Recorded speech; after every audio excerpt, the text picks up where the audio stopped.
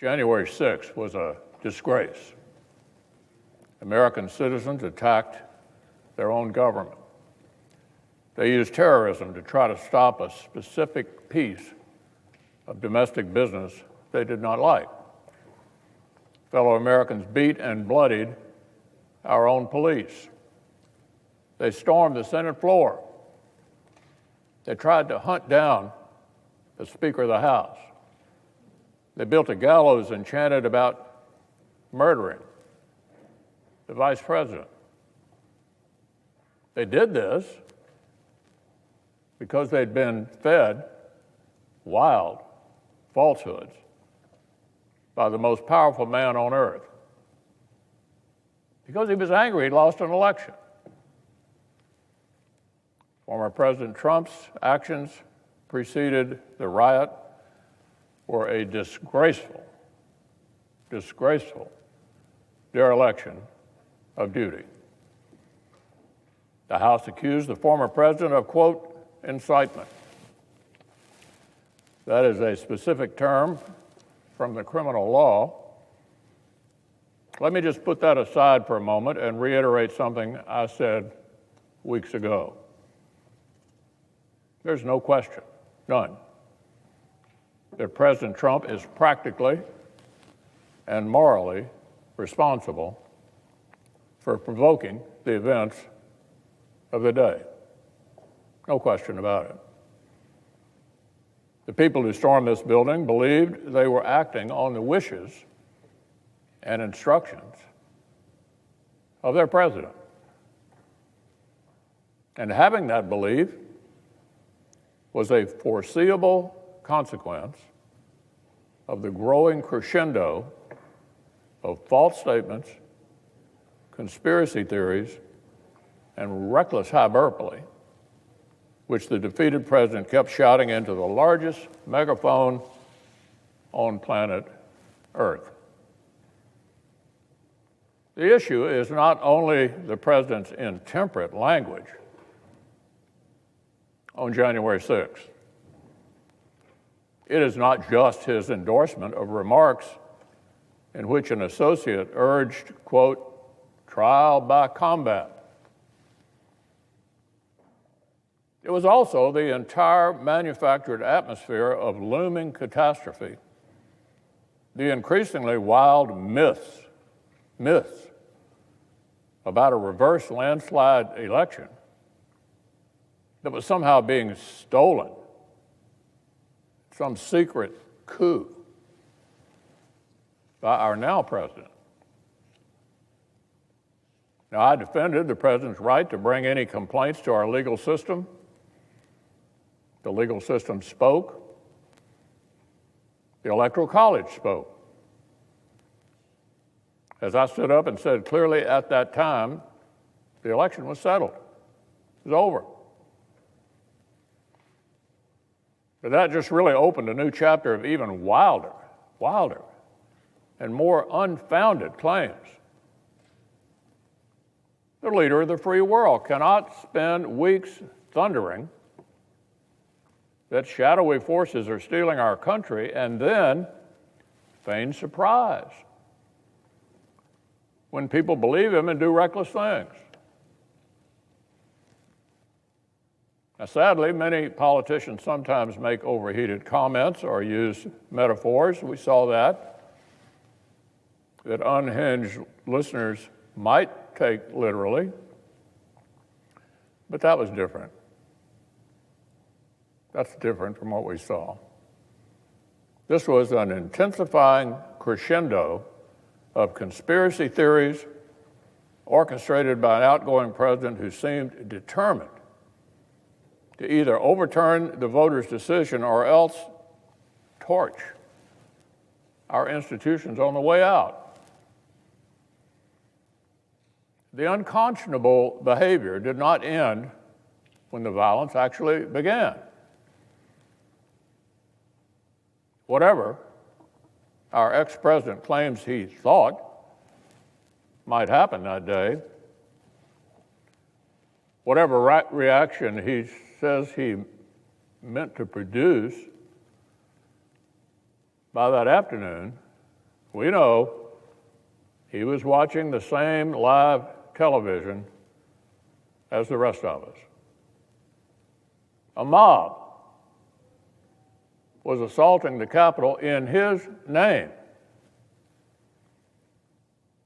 These criminals were carrying his banners, hanging his flags, and screaming their loyalty to him.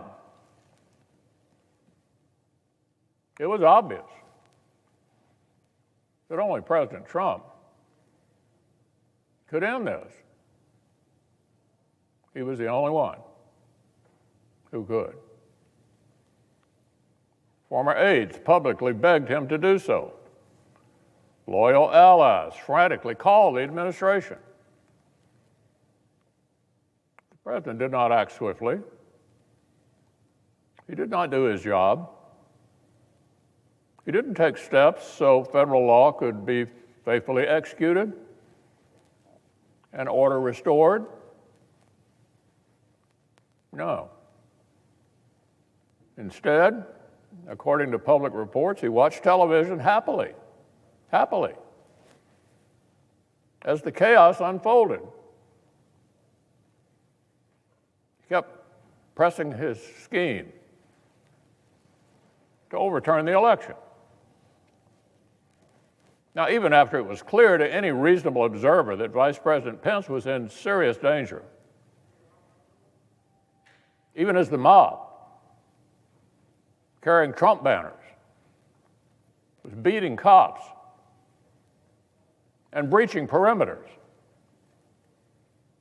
the president sent a further tweet attacking his own vice president. Now, predictably and foreseeably under the circumstances, members of the mob seem to interpret this as a further inspiration to lawlessness and violence, not surprisingly. Later, even when the president did half-heartedly begin calling for peace, he didn't call right away for the riot to end. He did not tell the mob to depart until even later. And even then, with police officers bleeding and broken glass covering Capitol floors, he kept repeating election lies and praising the criminals. In recent weeks, our ex-president's associates have tried to use the 74 million Americans who voted to re-elect him as a kind of human shield against criticism. Using the 74 million who voted for him as a kind of a human shield against criticism. Anyone who decries his awful behavior is accused of insulting millions of voters. That's an absurd deflection. 74 million Americans did not invade the Capitol. Hundreds of rioters did. 74 million Americans did not engineer the campaign of disinformation and rage that provoked it. One person did, just one. Now, I've made my view of this episode very plain. But our system of government gave the Senate a specific task. The Constitution gives us a particular role. This body is not invited to act as the nation's overarching moral tribunal. We're not free to work backward from whether the accused party might personally deserve some kind of punishment. Justice Joseph Story, our nation's first great constitutional scholar, as he explained nearly 200 years ago, the process of impeachment and conviction is a narrow tool a narrow tool for a narrow purpose. Story explained this limited tool exists to, quote, secure the state against gross official misdemeanors, end quote. That is, to protect the country from government officers. If President Trump were still in office, I would have carefully considered whether the House managers proved their specific charge.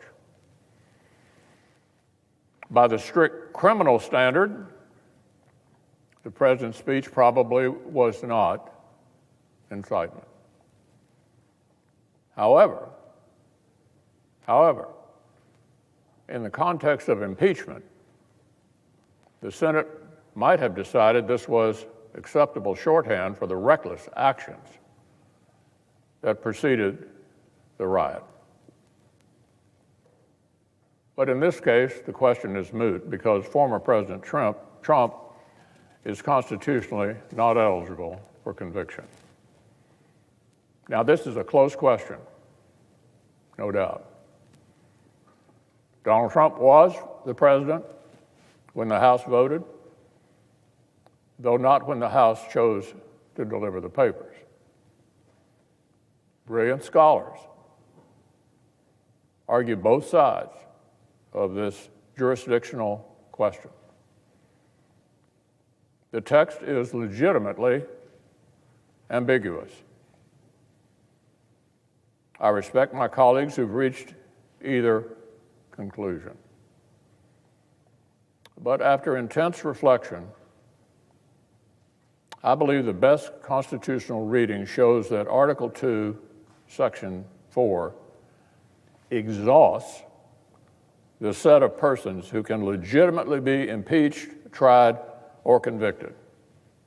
It's the president, it's the vice president, and civil officers. We have no power to convict and disqualify a former office holder who is now a private citizen. Here is Article 2, Section 4. Quote, the president, the vice president, and all civil officers of the United States shall be removed from office on impeachment for and conviction of treason, bribery, or other high crimes and misdemeanors, end quote. Now, everyone basically agrees that the second half of that sentence exhausts the legitimate grounds for conviction. The debates around the Constitution's framing make that abundantly clear. Congress cannot convict for reasons besides those. It therefore follows that the list of persons in that same sentence is also exhaustive. There's no reason why one list would be exhaustive, but the other would not. Article 2, Section 4 must limit both why impeachment and conviction can occur and to whom. And to whom. If this provision does not limit impeachment and conviction powers, then it has no limits at all. The House has sole power of impeachment, and the Senate's sole power to try all impeachments would create an unlimited circular logic empowering Congress to ban any private citizen from federal office. Now, that's an incredible claim.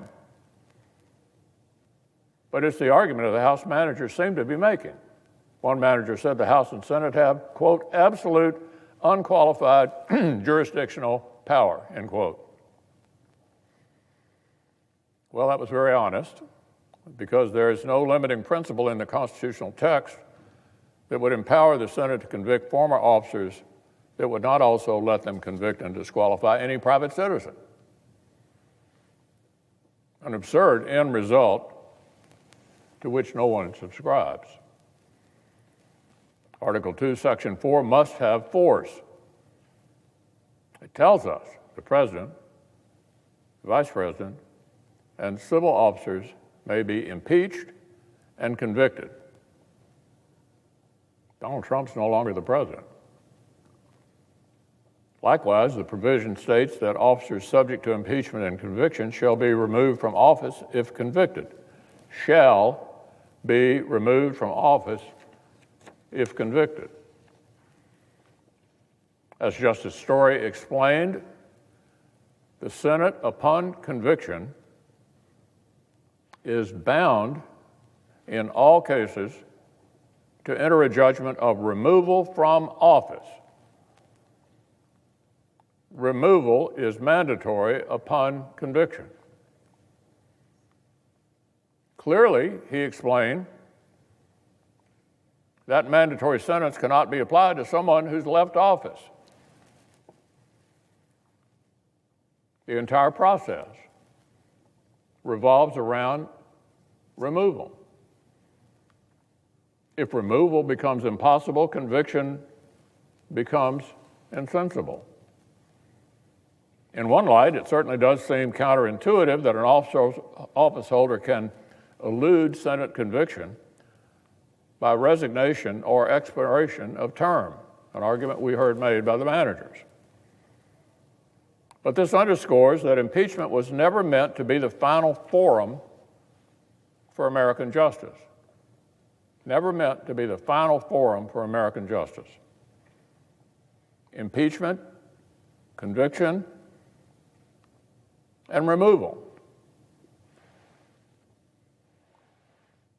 are a specific intra-governmental safety valve. It is not the criminal justice system where individual accountability is the paramount goal. Indeed, Justice Story specifically reminded that while former officials were not eligible for impeachment or conviction, they were, and this is extremely important, still liable to be tried and punished in the ordinary tribunals of justice. Put another way, in the language of today, President Trump is still liable for everything he did while he was in office as an ordinary citizen. Unless the statute of limitations is run, still liable for everything he did while he's in office. Didn't get away with anything yet. We have a criminal justice system in this country. We have civil litigation. And former presidents are not immune from being accountable by either one. I believe the Senate was right not to grab power the Constitution doesn't give us. And the Senate was right not to entertain some light-speed sham process to try to outrun the loss of jurisdiction. It took both sides more than a week just to produce their pretrial briefs. Speaker Pelosi's own scheduling decisions conceded what President Biden publicly confirmed: a Senate verdict before Inauguration Day was never possible. Now, Mr. President, this has been a dispiriting time. But the Senate had done our duty. The framers' firewall held up again. On January the 6th, we returned to our posts and certified the election. We were uncowed. We were not intimidated. We finished the job.